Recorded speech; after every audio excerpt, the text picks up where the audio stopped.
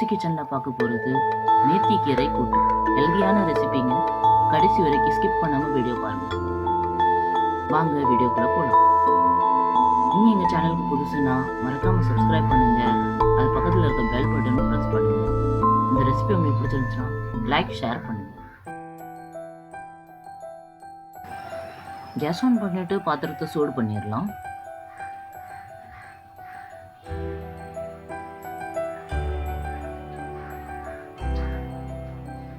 பாத்திரம் நல்லா சூடானதும் ஆயில் ஆட் பண்ணிக்கலாம்.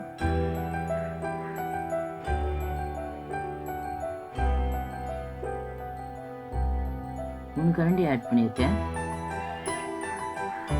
அடுத்ததா இப்போ கடுகு ஆட் பண்ணிக்கலாம்.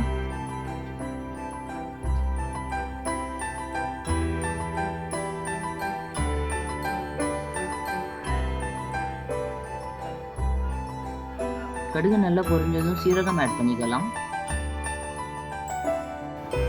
அடுத்ததான் நம்ம நறுக்கி வச்சிருக்கிற பூண்டு ஆட் பண்ணிக்கலாம். அடுத்ததா இப்போ வெங்காயம்,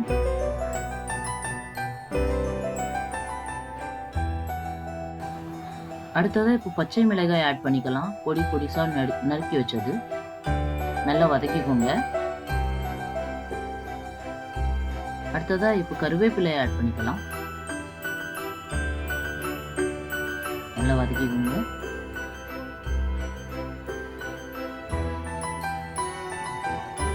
அடுத்ததா இப்போ உருளைக்கிழங்கு ஆட் பண்ணிக்கலாம். நறுக்கி வச்சது. நல்லா வதக்கிக்கோங்க. இப்போ வெந்தயக்கீரை ஆட் பண்ணிக்கலாம்.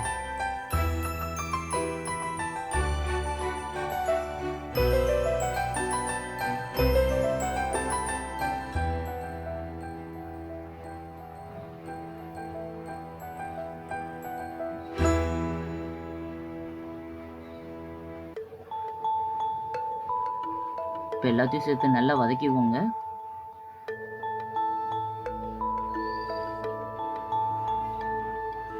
நல்லா வதக்குங்க.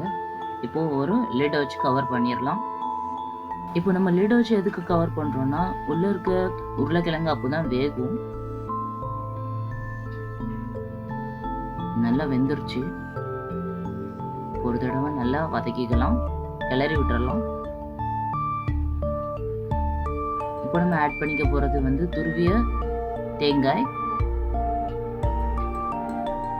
நல்லா மிக்ஸ் பண்ணிக்கோங்க. இப்போ கடைசியா ஆட் பண்ணிக்க போறது உப்பு சேர்த்துக்கோங்க. நல்லா தேவைக்கேற்ப.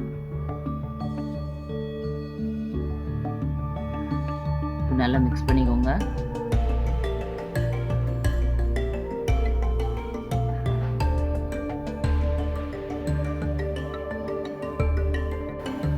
அவ்வளோதான், வெந்தயக்கீரை கூட்டு ரெடி ஆயிடுச்சு. இப்போ கேஸ் ஆஃப் பண்ணிக்கலாம்.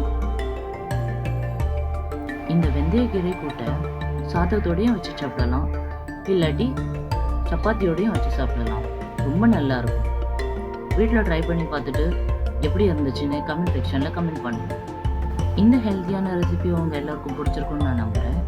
இப்படி பிடிச்சிருந்துச்சுன்னா லைக் பண்ணுங்கள், ஷேர் பண்ணுங்கள், அண்ட் மறக்காம சப்ஸ்கிரைப் பண்ணுங்கள்.